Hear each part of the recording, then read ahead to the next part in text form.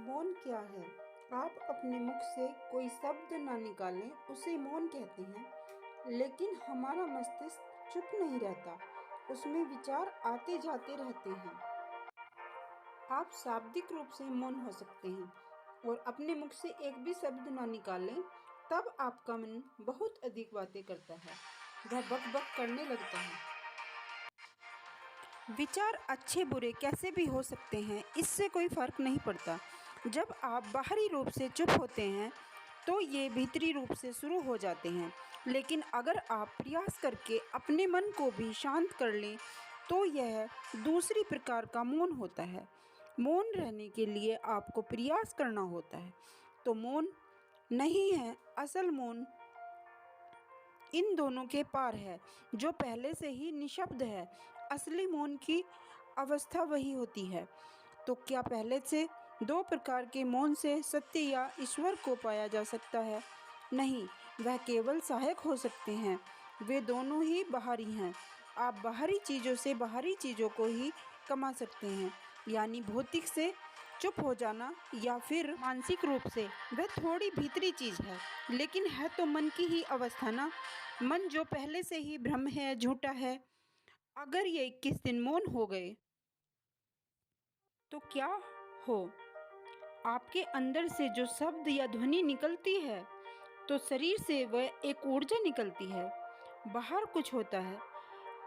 इसको ऐसे समझें, यदि कोई व्यक्ति गाना गाता है तो उसे फ़ायदा होगा, और अगर कोई गाली देता है तो उसे नुकसान होगा।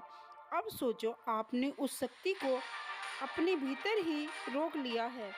उस ऊर्जा का इस्तेमाल आप नहीं कर रहे हैं, या किसी भी प्रकार की ध्वनि नहीं निकाल रहे हैं। तो अगर आप 1 दिन 2 दिन चुप रहते हैं, तो तीसरे दिन आप बहुत ज़्यादा बोलेंगे, बुद्धिमानों की जैसे बातें करेंगे। आपकी ये ऊर्जा इकट्ठी हुई है, आप स्थिर जवाब दे सकते हैं। हो सकता है आपको ज़्यादा सोचने की ज़रूरत ना पड़े। आपने जो ऊर्जा इकट्ठी की थी वो अब यहाँ यूज हो रही है। या आपका जो भी स्वभाव होता है, आप अपने स्वभाव में जो भी चीज़ें ज़्यादा करना पसंद करते हैं, आप वह चीज़ें और ज़्यादा करेंगे। लेकिन बाहरी रूप से चुप होने से आप भीतरी रूप से चुप नहीं हो सकते। भीतर तो बक बक चलती रहेगी। अगर आप 5 दिन मौन रहते हैं तो क्या होता है? तो आपके भीतर इकट्ठी हुई ऊर्जा आपको बेचैन करने लगती है। आपको एक अलग अनुभूति होती है। अगर आप इसे आध्यात्मिक मार्ग से करने से, ध्यान करने से, तब आपको अपने भीतर अलग ही बदलाव महसूस होगा। आप और ज़्यादा बुद्धिमान हो जाएंगे। आपको चीज़ों को परखने की शक्ति बढ़ जाएगी। आप खुद महसूस करेंगे कि आप और ज़्यादा ऊर्जावान हो रहे हैं। आपके भीतर नए सवाल और नए जवाब आने लगेंगे। और तो और, आप गहरे ध्यान में जाने के बाद या मौन रहने के बाद अपने मुख से भी और मानसिक रूप से भी ध्यान में हैं। ध्यान से मतलब यह नहीं कि आप ध्यान की अवस्था में ही बैठे हैं। ध्यान आपका सामान्य जीवन में भी सज सकता है।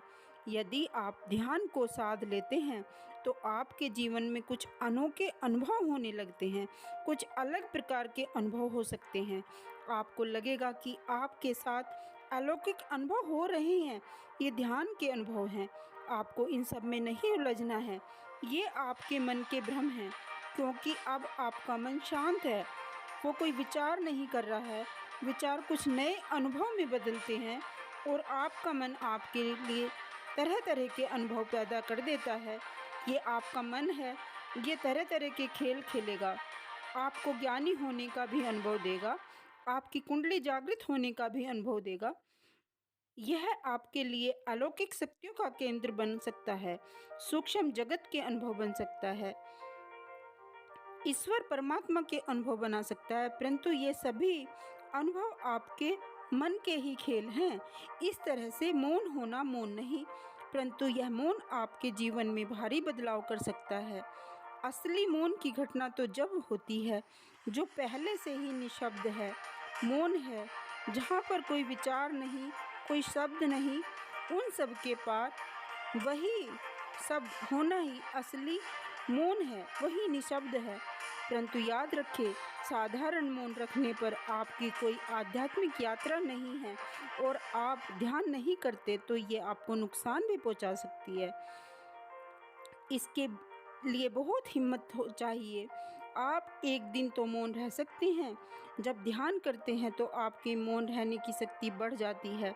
तो मौन होना बड़े से बड़ी साधना में आता है। इस साधना को हर कोई नहीं